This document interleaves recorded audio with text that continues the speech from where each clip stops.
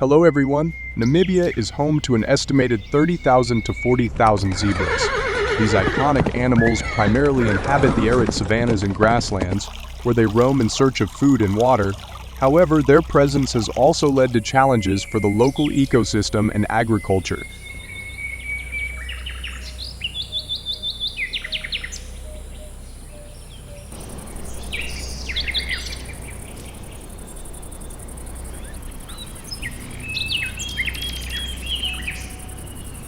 So what specific types of damage do you think zebras cause in Namibia's ecosystems and agricultural lands?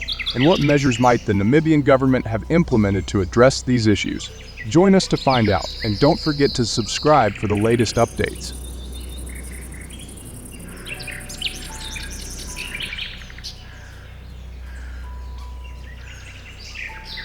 Zebras in Namibia, particularly in arid regions, like Etosha National Park and the Namib Desert, exert significant pressure on water resources, can consume up to 8–10 liters of water per day per individual.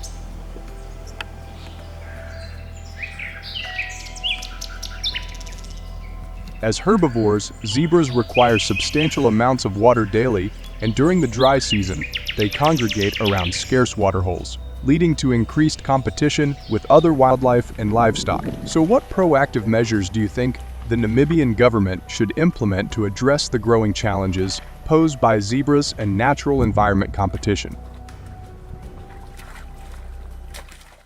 The Namibian government has implemented specific hunting policies aimed at addressing the problems caused by zebras. To participate in zebra hunting in Namibia, hunters must adhere to a set of strict requirements. These include obtaining the necessary licenses and permits from the Ministry of Environment,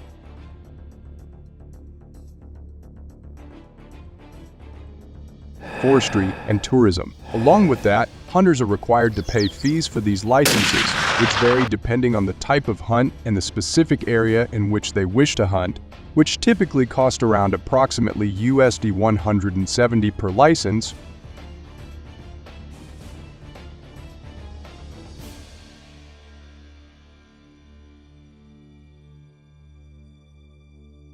Despite the regulatory requirements and associated costs, zebra hunting remains a popular activity, attracting both local and international hunters. Each year, around 300–500 hunters participate in zebra hunts in Namibia, taking advantage of the controlled hunting opportunities provided by the government.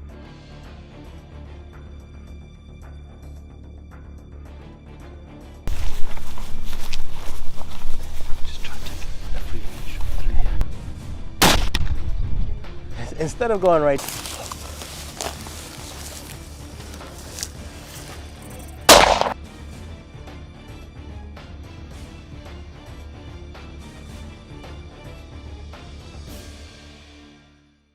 when hunting zebras in Namibia, hunters typically use high-caliber rifles, such as the .36 Springfield, .300 Winchester Magnum, or .375 HAF Magnum. These rifles are chosen for their power and accuracy necessary to humanely take down a large and tough animal like a zebra.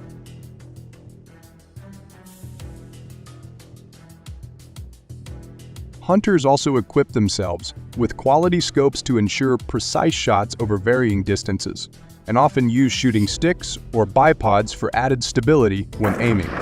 So what do you think is the most critical factor a hunter should consider when preparing to take a shot at a zebra in the wild?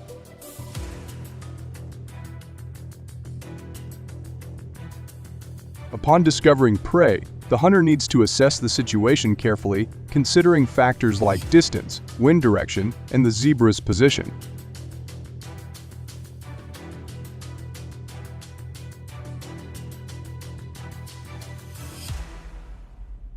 It's crucial for the hunter to remain calm, steady their breathing, and align their shot for maximum effectiveness. Before shooting, the hunter should pay attention to the zebra's size and condition, ensuring that the animal meets the standard hunting criteria, which typically includes mature animals of sufficient size and health. it's a good shot.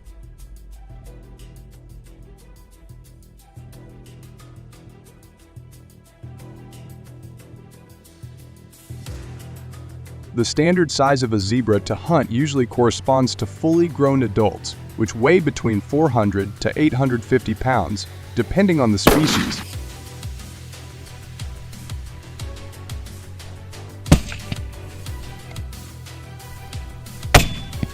Perfect shot. Oh, he's gorgeous.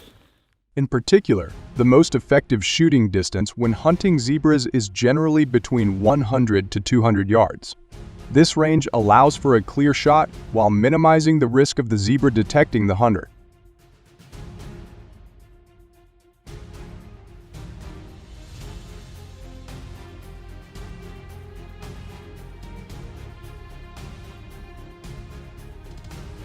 When taking the shot, hunters usually aim for the vital organs, specifically targeting the heart-lung area located just behind the shoulder. A well-placed shot in this area ensures a quick and humane kill. So why is tagging and reporting a zebra hunt crucial in Namibia?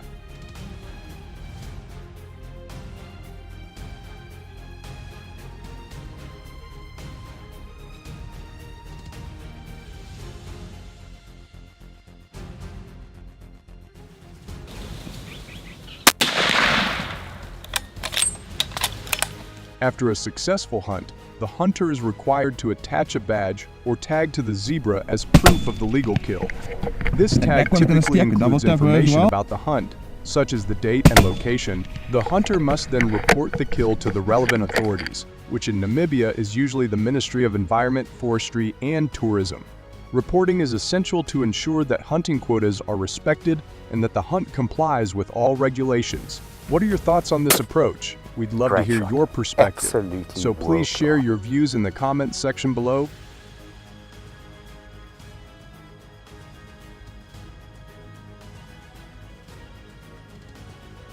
Take it. Okay.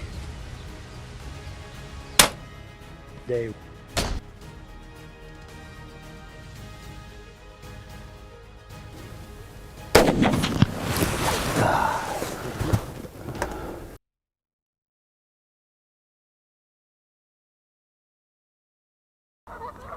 The population of wild geese in the United States is estimated to be between 10–15 million. Their large numbers have caused significant disruptions and damage to local communities due to their invasive and aggressive behavior.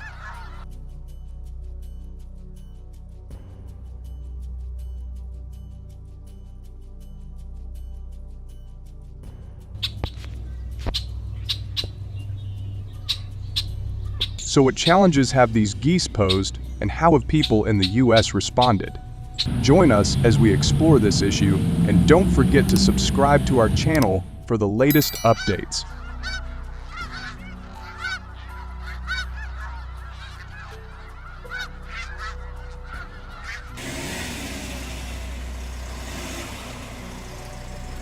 The United States Department of Agriculture has reported that Canada geese alone cause an estimated $150 million damage annually to crops such as corn, soybeans, wheat, and various vegetables.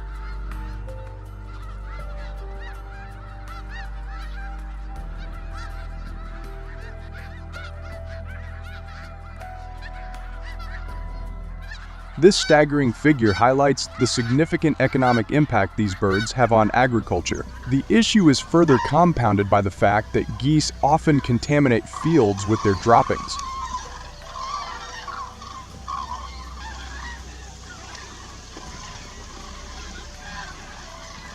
These droppings can harbor harmful bacteria and pathogens, posing a dual threat of crop damage and health risks. Given this, what strategies do you think could help mitigate the damage caused by these birds?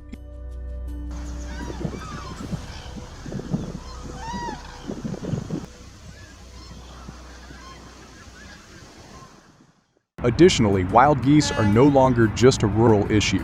Their presence in urban areas has become increasingly dense.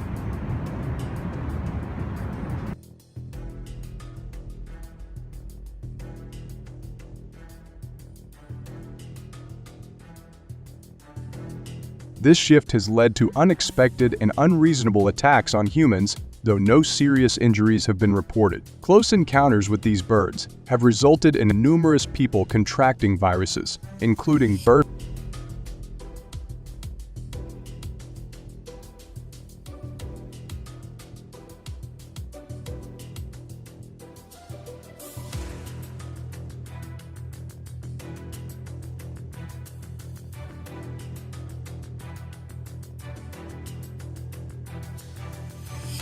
Since the beginning of 2024, approximately 23,000 people have been infected, experiencing symptoms ranging from mild fever and cough to more severe conditions like conjunctivitis and gastrointestinal issues. These impacts highlight the challenges that wild geese pose to human life in the United States.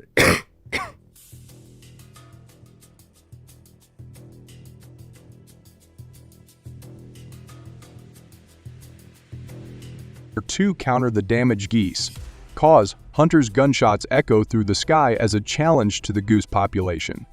The main weapon used by hunters to hunt geese is the shotgun. Common caliber guns include 12 and 10 gauge shotguns as they provide a good balance between range and power. Hunters typically use BB to T caliber bullets, depending on the size of the goose and the hunting conditions.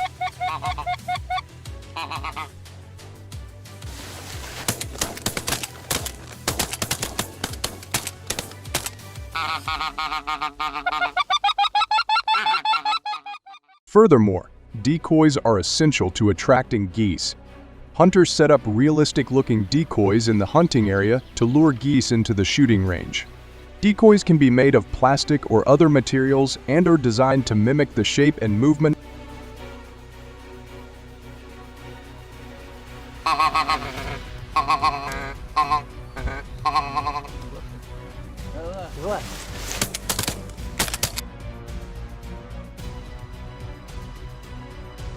Additionally, goose calls are used to mimic the sounds of geese, attracting them to the hunting area.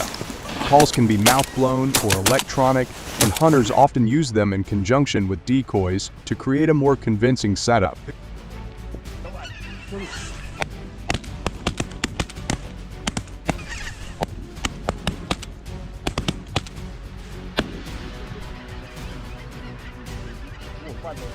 Уже третий упал.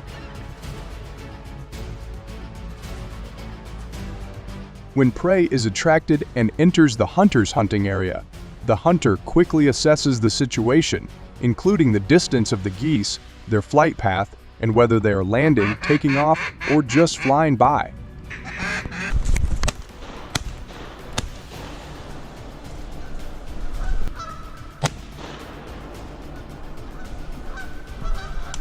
One, two, three, 4, 5. The hunter also considers the number of geese and any potential obstacles. Focusing on one bird at a time, usually aiming at the leader or closest bird, if the flock is flying, helps ensure a clean and humane shot. The hunter aims for vital areas, such as the head or neck, to increase the likelihood of a quick and ethical kill. Oh, above you. Right here, right here. When the hunter is ready and has a clear shot, they pull the trigger. It is important to aim carefully and avoid shooting if the geese are too far away or if the shot is unclear, to avoid unnecessary injury to the birds. 2 wood ducks.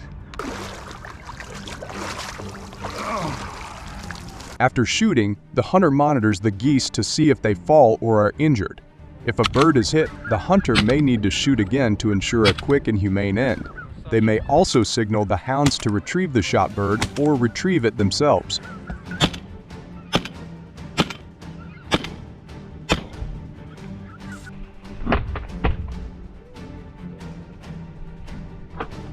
In particular, hunting wild geese with guns in the United States has several advantages.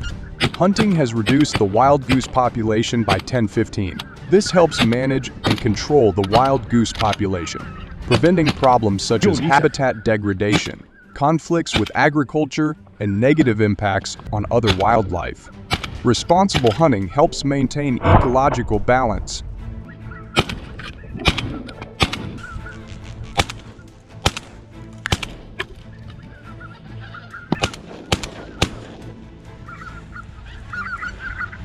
Additionally, hunting contributes to the economy through the purchase of hunting licenses, equipment, and other related expenses.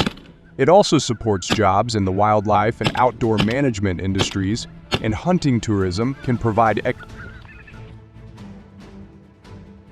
Hunting is a popular recreational activity and an important cultural tradition in many communities, providing opportunities for outdoor recreation, connection with nature, and the passing of skills and traditions from generation to generation.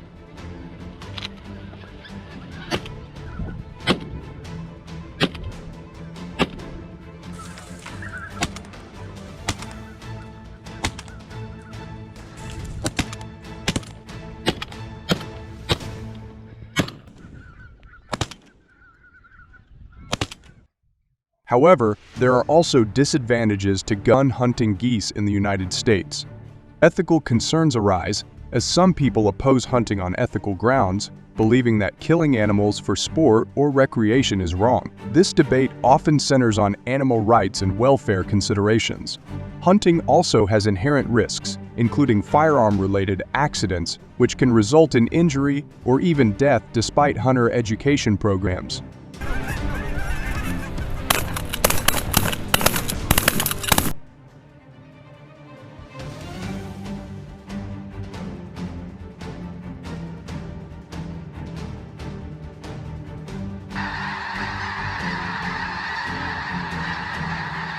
Furthermore, hunting can cause local impacts on the environment, such as habitat disturbance, littering, and potential harm to non-target species.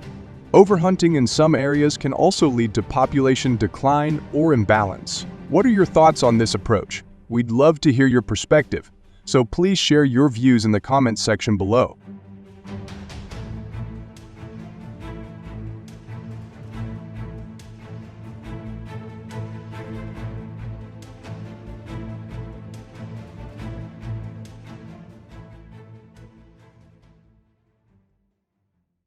Leg traps are mechanical devices designed to catch a deer's leg when it steps on them, often set in forested areas near crop fields to reduce damage to crops like corn and soybeans.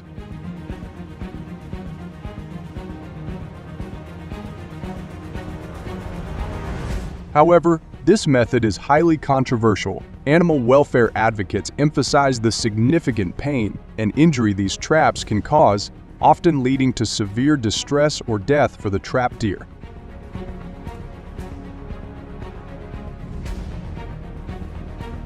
Recognizing these issues, the Iowa Department of Natural Resources and Mars has noted the limited effectiveness of leg traps in controlling deer populations and is considering a potential ban on their use. I hope you enjoyed this insight into Iowa's deer population and its impact on agriculture. If you found this documentary about the farm interesting, please share your thoughts on this type of invasion. Now, keep watching to learn more about other invasive animals in the area.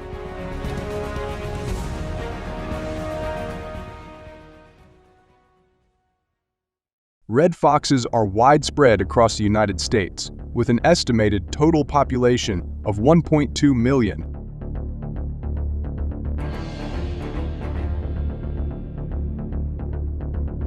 In states like Iowa and Pennsylvania, their numbers are notably increasing due to ideal living conditions, including abundant food sources and minimal forest cover, which align well with their ecological needs.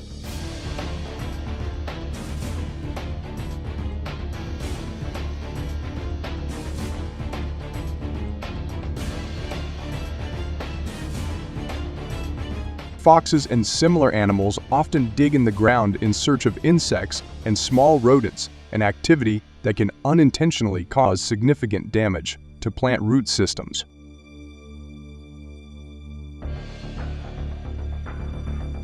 This disruption not only undermines soil stability, but also harms plant roots, reducing their ability to absorb nutrients and water. Consequently, this can negatively impact the yield and quality of crops.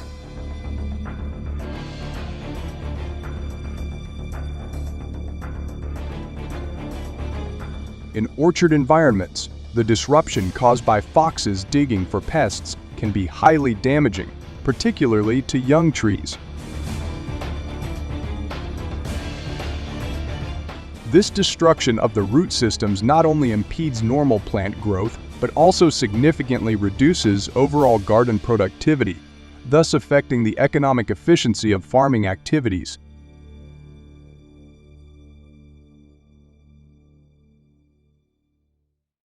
In the Midwest, a free-range poultry farm has faced repeated losses due to red fox attacks.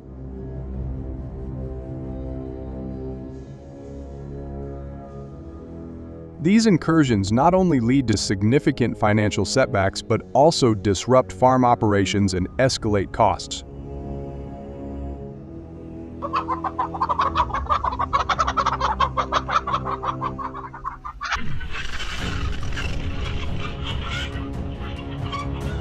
The frequent intrusion of foxes into the poultry areas presents a major challenge, necessitating timely intervention to safeguard agricultural resources and secure the livelihoods of the workers.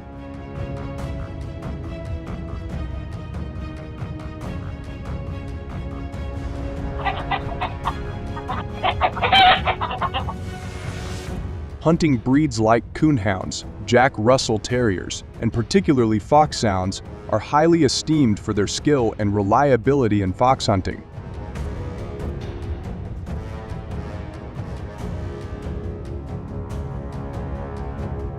These dogs, with their exceptional abilities, play a crucial role in managing fox populations, especially in regions where foxes pose a threat to livestock and animal safety.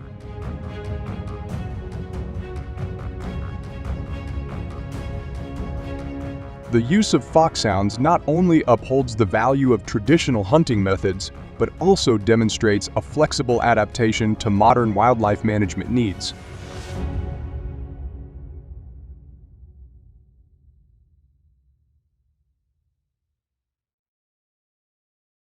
These dogs undergo meticulous training from a young age, mastering commands and honing their natural hunting instincts.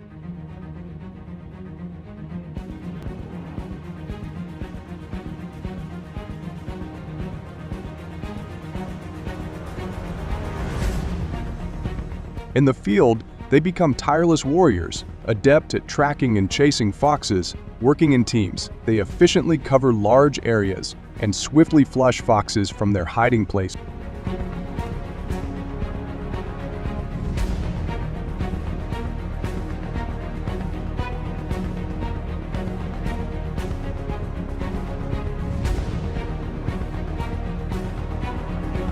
When hunting red foxes with dogs, hunters rely on the agility of their canine companions, while also carrying shotguns for dangerous or emergency situations.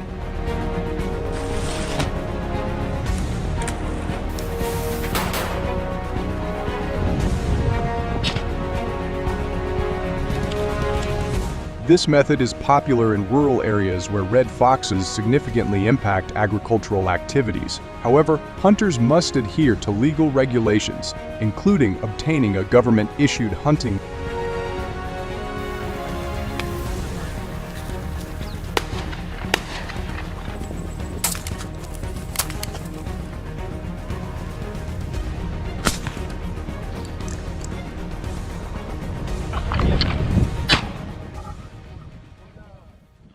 Dogs are invaluable in wildlife management due to their ability to navigate challenging terrains like dense bushes and wetlands, which are often inaccessible to humans.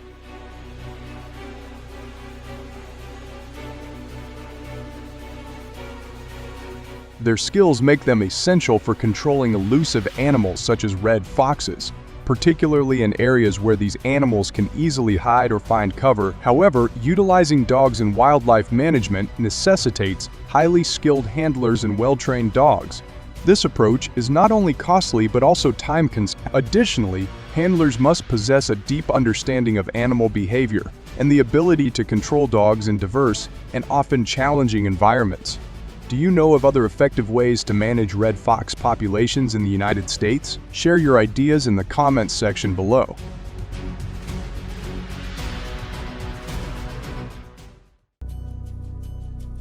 Welcome to our farm documentary, where we dive into the intricate relationships between Iowa's vast cornfields and the local deer population.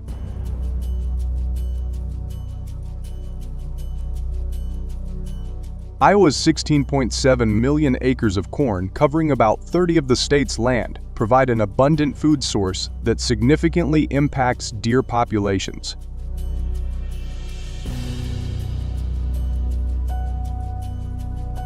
The rich food supply, combined with Iowa's temperate climate, creates an ideal environment for deer to thrive. As a result, the deer population has surged, bringing both opportunities and challenges for farmers and the ecosystem.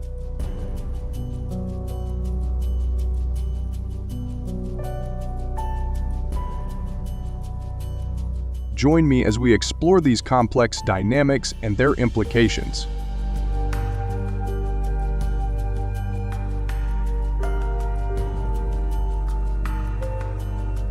Iowa's deer population, now estimated at 350,000, has doubled in recent years due to favorable environmental conditions such as abundant cornfields and a temperate climate.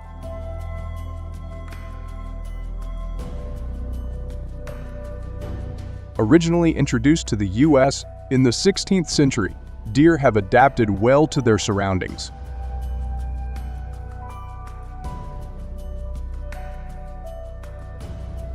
However, their rapid population growth now poses significant challenges for farmers, leading to considerable crop damage and economic losses.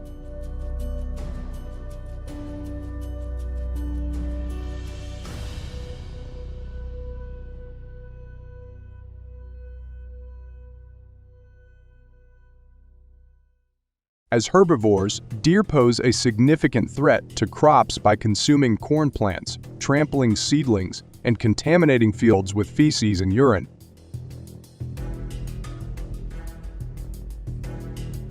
These actions lead to reduced crop yields and soil pollution, resulting in economic losses estimated at up to $250 million annually and impacting approximately 2 million acres of agricultural land.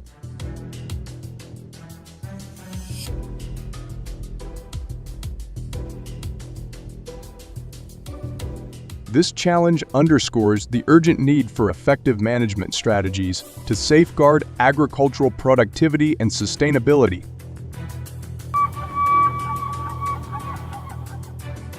In Iowa, the hunting season runs from October to November, a period carefully selected to effectively manage the state's deer population.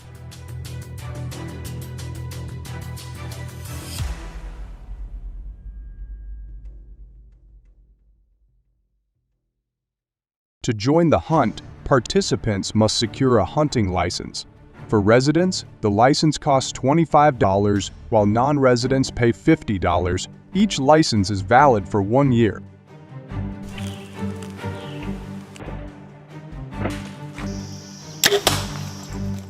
One of the most effective techniques for deer hunting is bow hunting from elevated tree stands.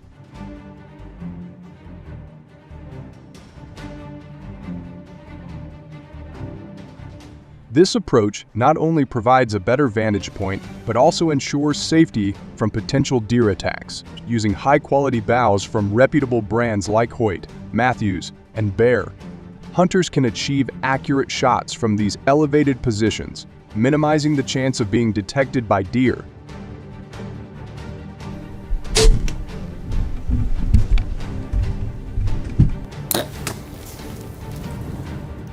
Man's keen observation skills, allowing hunters to spot deer from a distance and make precise, accurate shots.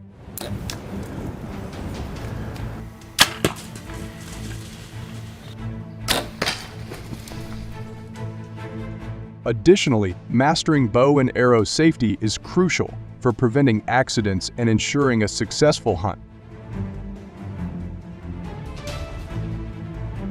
With these skills, hunters can effectively manage deer populations, protecting crops and minimizing agricultural losses.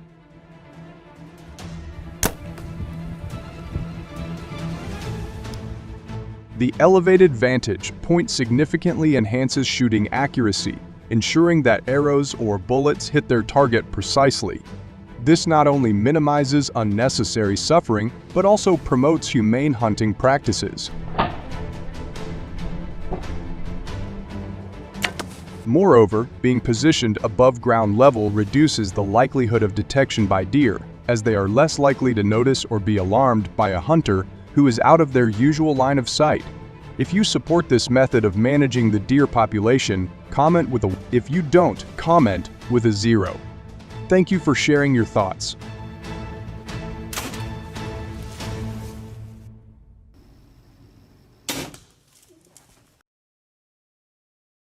In Texas, the wild pig population has reached alarming numbers, with approximately 2 million feral hogs roaming the state.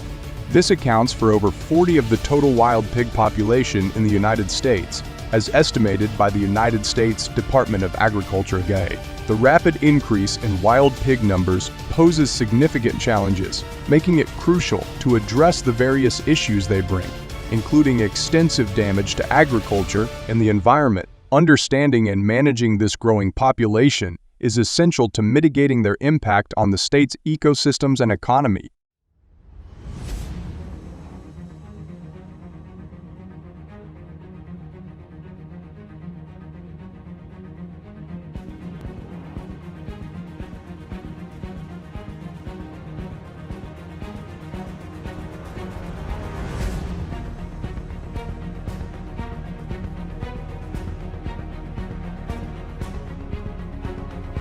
Wild pigs, being omnivores, have a diverse diet that includes grass, fruits, grains, and small animals. This varied diet contributes to significant agricultural and environmental damage in Texas.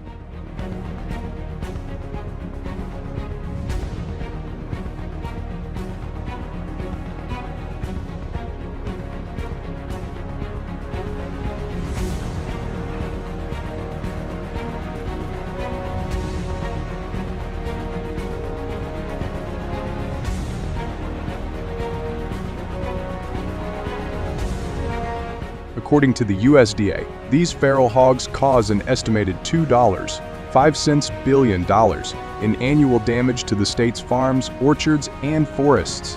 The destruction of crops alone accounts for a staggering $1.05 billion, while forest damage adds another $500 million to the total.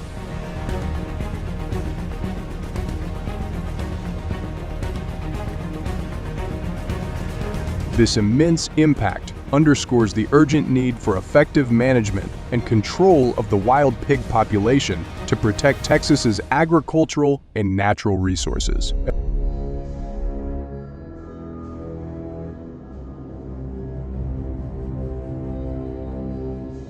Wild pigs are primarily nocturnal, making their destructive activities hard to monitor and control. They target farms, orchards, and forests, particularly those near residential areas where food is abundant.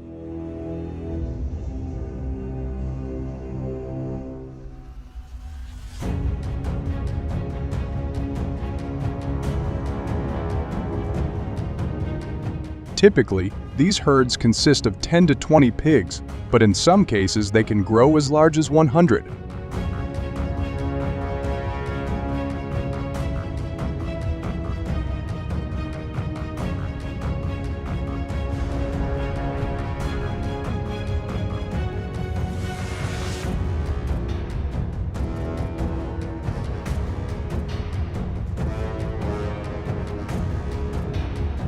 Night hunting has gained significant popularity in southeast Texas as an effective measure to control the wild pig population.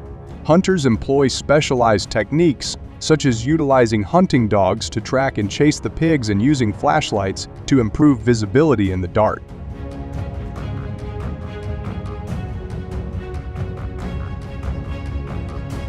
This method has proven successful, with statistics showing that approximately 250,000 wild pigs are hunted annually in this region, with around 100,000 of these hunts occurring at night.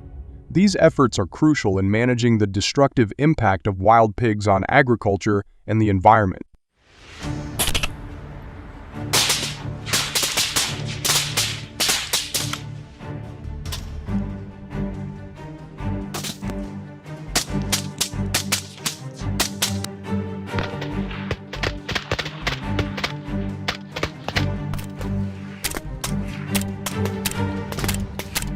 Night hunting events and competitions in Texas are a popular and thrilling aspect of the local hunting culture.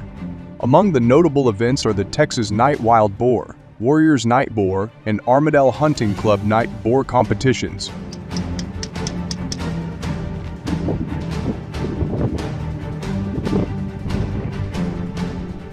These events typically take place during the fall season, from October to December, a prime time when wild boars are preparing for winter and are at their healthiest and heaviest.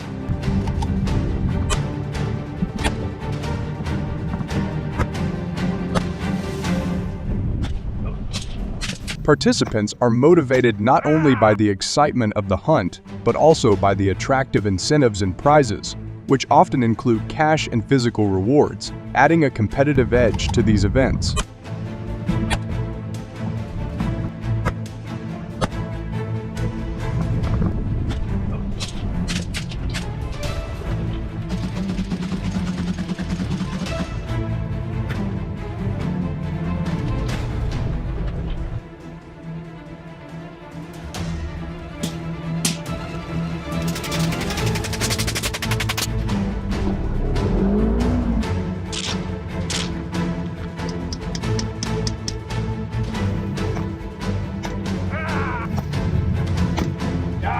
Night trapping is a common practice in Texas to control the feral hog population. Trappers typically set their traps in farming areas, forests, and locations with abundant food and water sources where wild pigs are most likely to gather.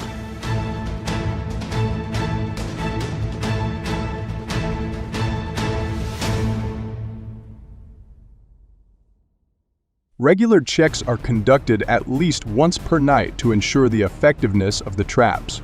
Once wild pigs are captured, trappers wait until morning to harvest the animals, ensuring a controlled and safe process.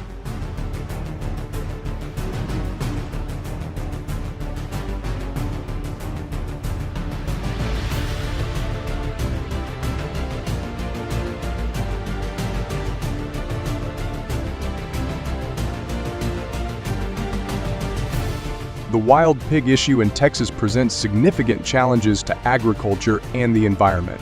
Continued efforts in hunting and trapping are essential to manage the population and mitigate the damage caused by these animals.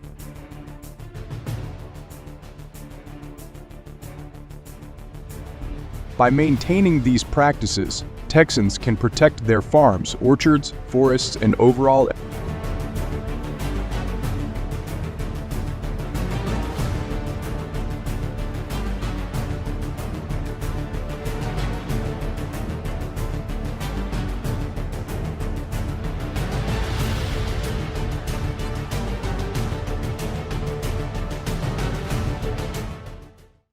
Today we will learn about alligators, starting with the first event that took place in October 2023, Miami, Florida, which saw a series of devastating alligator attacks that left more than 100 people were attacked and 30 people died in just 1 week.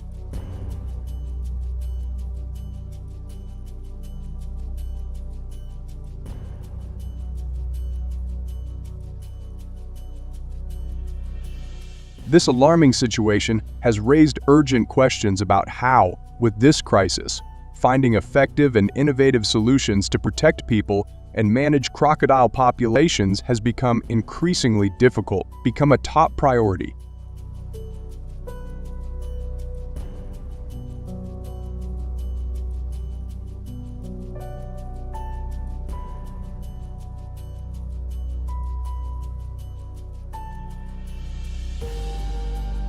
In response to the immediate threat posed by the influx of alligators in Miami, a collective effort by American farmers led to the construction of formidable steel fences around the city.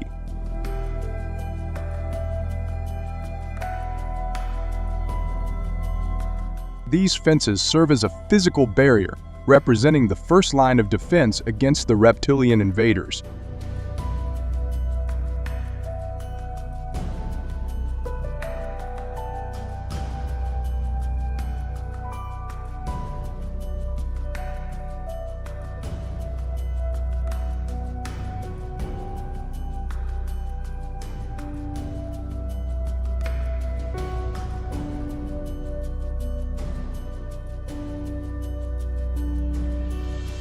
In response to the alligator crisis, the community of Miami has employed innovative defense strategies by using dense vegetation to create natural barriers.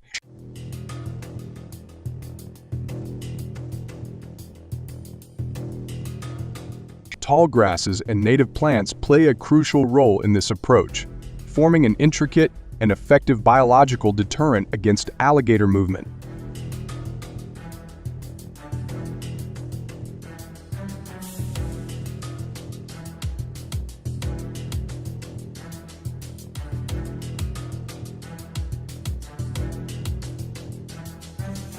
Alligator hunting in Miami has deep historical roots, dating back to indigenous practices that utilize simple yet effective tools such as baited hooks and spears. These early hunters would often engage in alligator hunting both from the shore and from boats, showcasing their resourcefulness and intimate knowledge of the local ecosystem.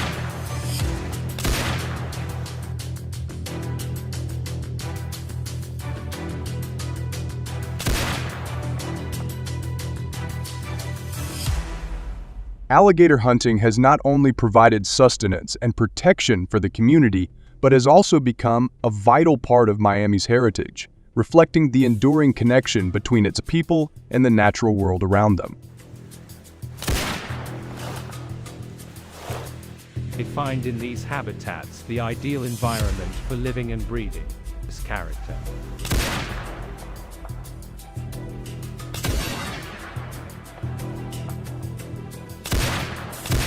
According to the Florida Fish and Wildlife Conservation Commission, Florida is home to an estimated 1.3 million alligators, highlighting the significance of managing this large reptilian population. When a suitable opportunity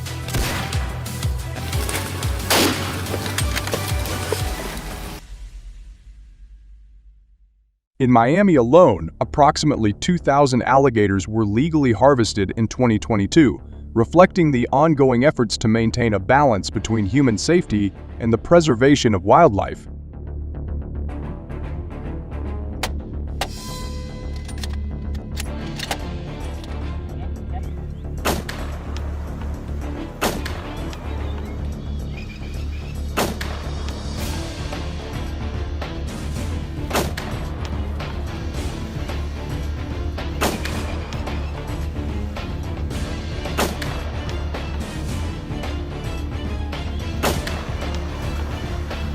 Teeth with which to catch its prey.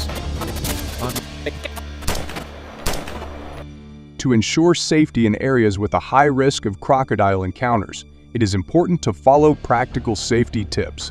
First and foremost, avoid walking alone in these areas, as safety in numbers can greatly reduce the risk of attack. Always maintain a safe distance from any crocodile you spot, and never try to approach or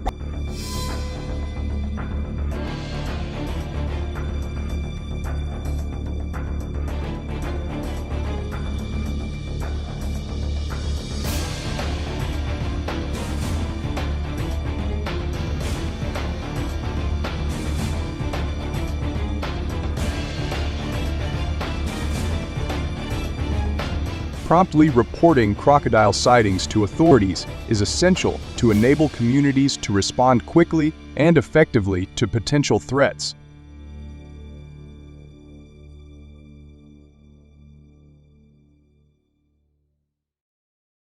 By following these guidelines, communities can better protect themselves and minimize the dangers posed by these formidable reptiles.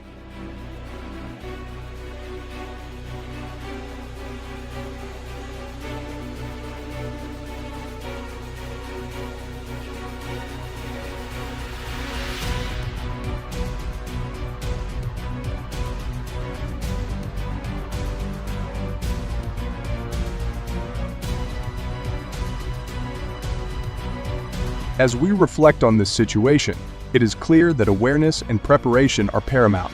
Please share your experiences and strategies on managing crocodiles or similar wildlife in any area. Are there crocodiles in the area where you live? What measures have you used to deal with them? Please leave a comment below to let us know, promoting mutual exchange of information to better protect our community against such challenges. find in these habitats the ideal environment for living and breeding. Carrot.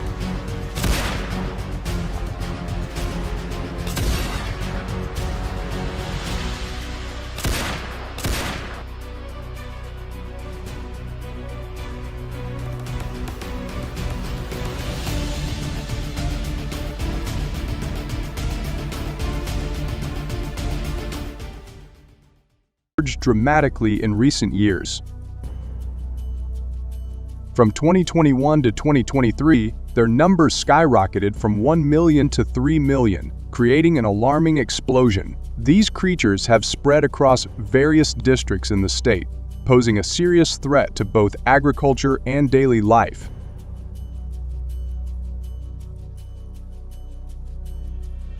Join me in this intriguing journey to uncover how these wild monkeys are wreaking havoc in Iowa in our farming documentary. Together, we'll explore the chaos they bring and the measures being taken to combat this growing menace.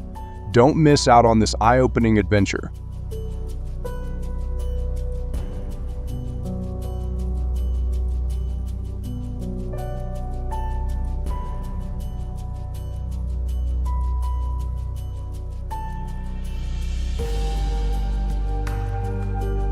Wild monkeys, primates native to Africa and Asia, are typically found in wild environments such as forests, grasslands, and savannas.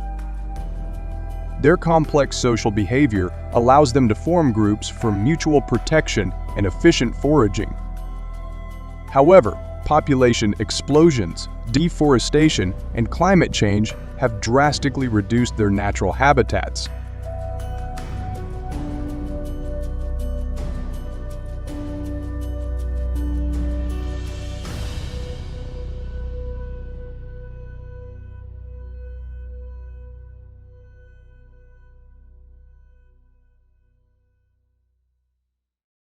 Consequently, these monkeys face dwindling food sources and are forced to migrate to new areas in search of shelter, leading to significant changes in their behavior and lifestyle. Protecting the natural habitat of wild monkeys has become an urgent task to ensure the survival of this unique primate species.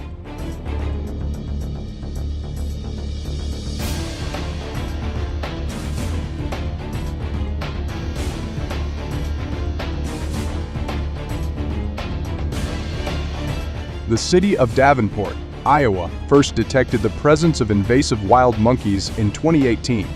Since then, these audacious creatures have rapidly spread to surrounding areas, including the capital, Des Moines.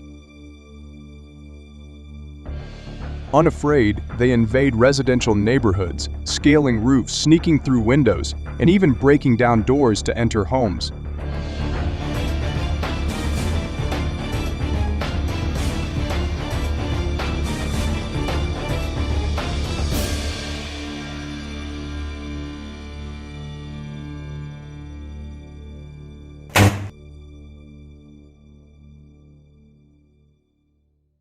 In Iowa, wild monkeys are wreaking havoc on traffic and public safety. It's astonishing to witness, but these monkeys can clog streets for hours. Frequently appearing on roads, they disrupt traffic with their sudden movements, forcing drivers to brake abruptly or come to a complete stop, causing significant congestion.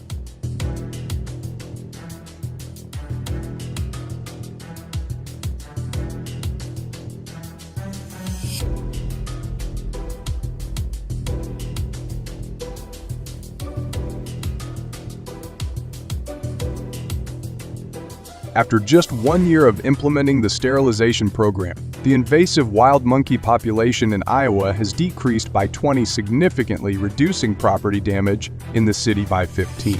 The sterilization process,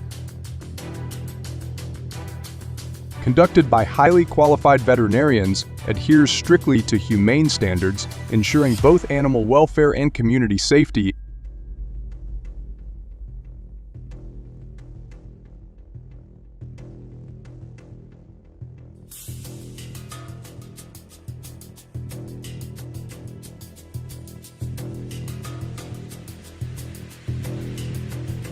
Sterilization of medical instruments is essential and cannot be overlooked part of any surgical process. First, wash the tools with soapy water to remove dirt and organic matter. Next, soak them in a specialized disinfectant solution such as chlorhexidine gluconate or iodine for the prescribed time.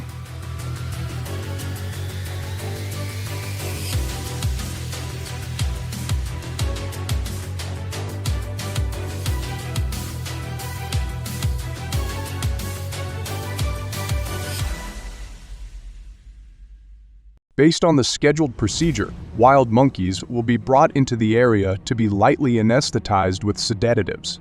Then, the hair is cleaned in preparation for minor surgery. Your veterinarian will perform sterilization by removing the ovaries or testicles.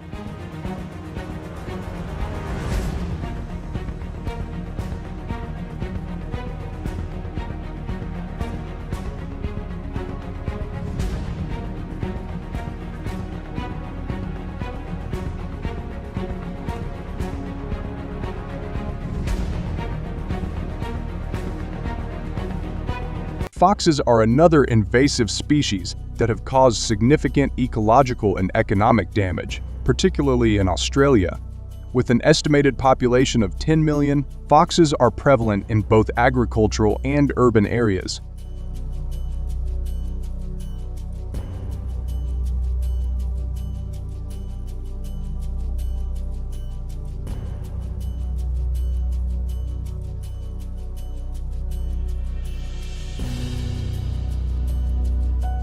Their omnivorous diet and nocturnal hunting habits make them highly adaptable, but also a major threat to native wildlife and livestock.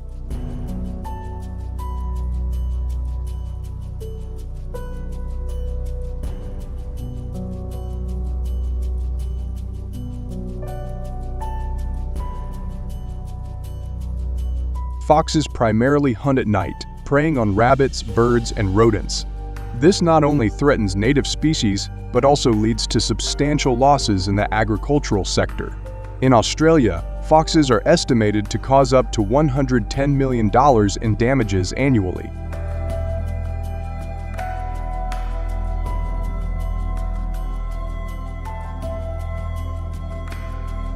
Their ability to reach prey easily due to their agility further exacerbates the problem, making it difficult for farmers to protect their livestock and crops.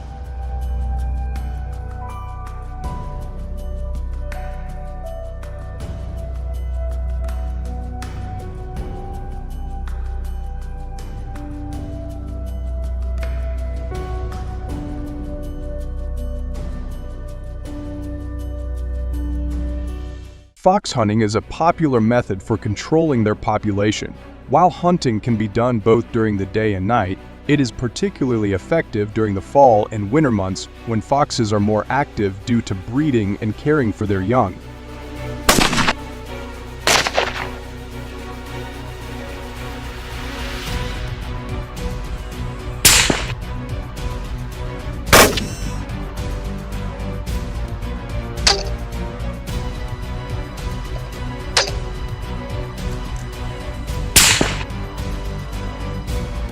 Each year, millions of foxes are hunted, helping to mitigate their impact on agriculture and native species.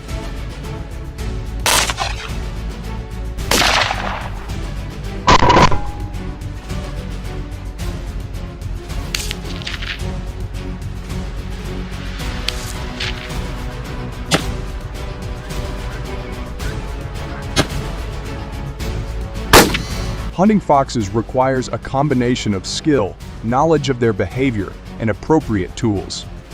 Hunters often use calls that mimic the sounds of prey to attract foxes, along with firearms or traps to capture them.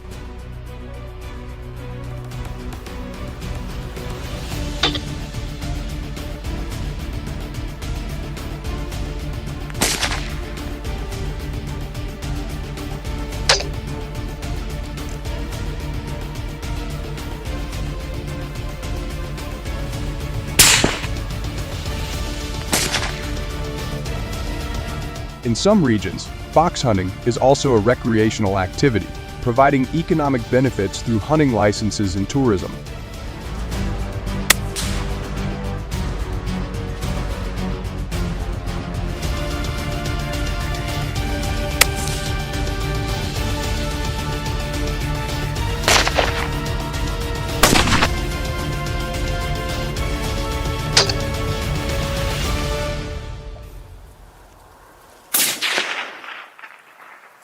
Farmers and wildlife managers in Australia have also turned to technology to aid in fox control.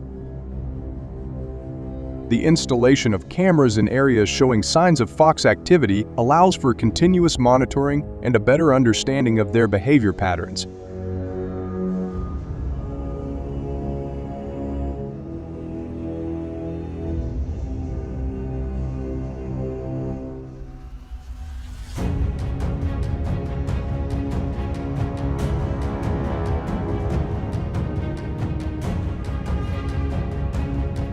This information is crucial for setting up traps and planning hunting efforts.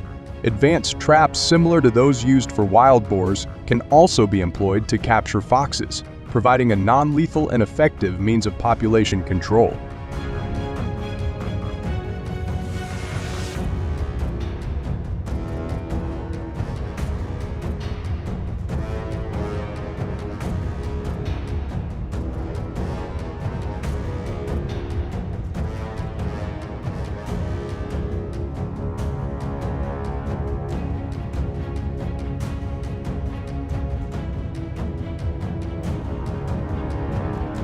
In recent decades, millions of wild bird species have inflicted significant damage on farmers across the United States, particularly those growing grain.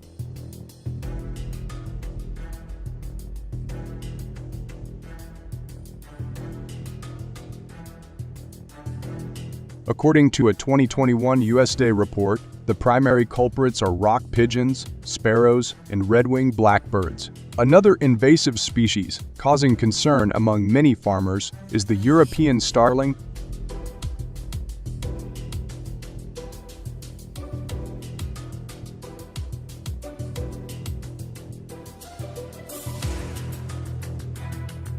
Red-winged blackbirds are widespread across North America, including the United States.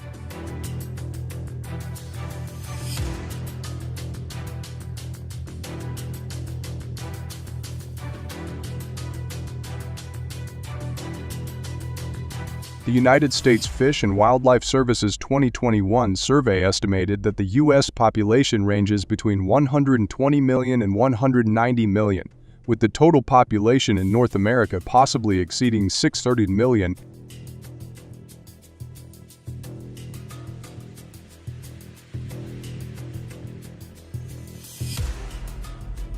In the southern U.S., red-winged blackbirds typically start nesting and breeding from early March to late April.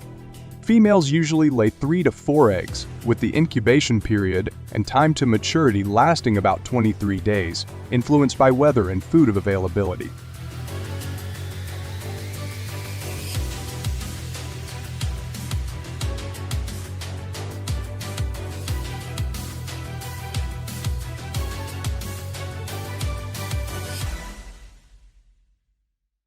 The red-winged blackbird is highly territorial, especially during the breeding season.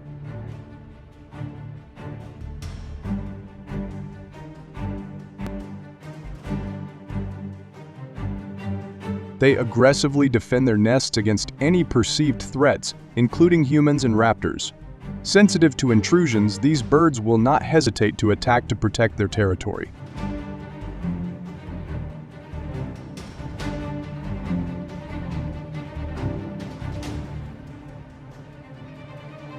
Red-winged blackbirds reach full physiological maturity at 12 to 15 months of age and weigh approximately 0.2 lbs, making them about 3 times smaller than pigeons.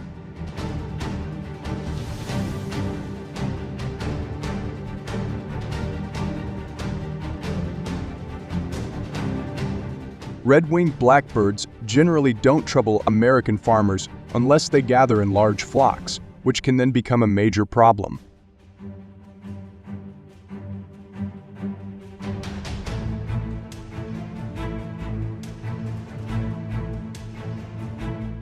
Many people, however, enjoy attracting these birds to their gardens by providing food.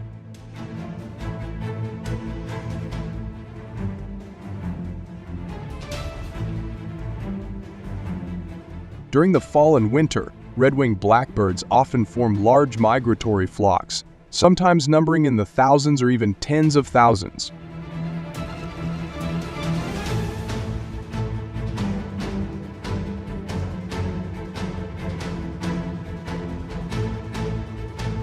These flocks gather in areas with abundant food sources, such as wetlands or grain fields. They can consume seeds planted by farmers before they have a chance to germinate and frequently feed on wheat, sunflower, and cornfields before harvesting.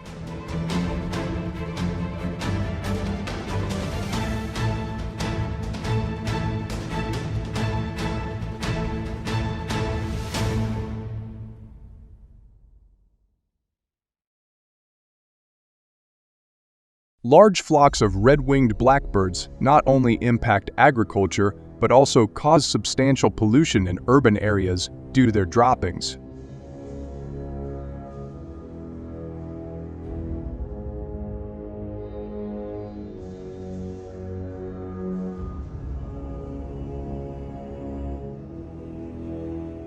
In recent years, farmers in various U.S. states have increasingly used nets and other measures to protect crops from these birds when they gather in large numbers and migrate to agricultural regions.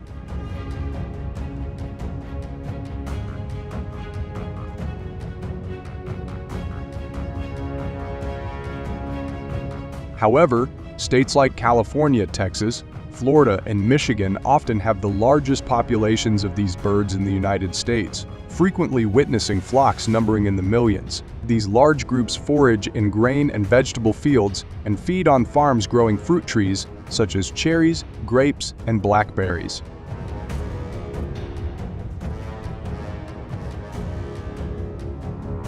The most significant issue posed by European starlings is sanitation, as their droppings can contaminate fodder and water in agricultural areas. Many solutions have proven effective in controlling the spread of invasive species. Do you know of any other methods that might work even better?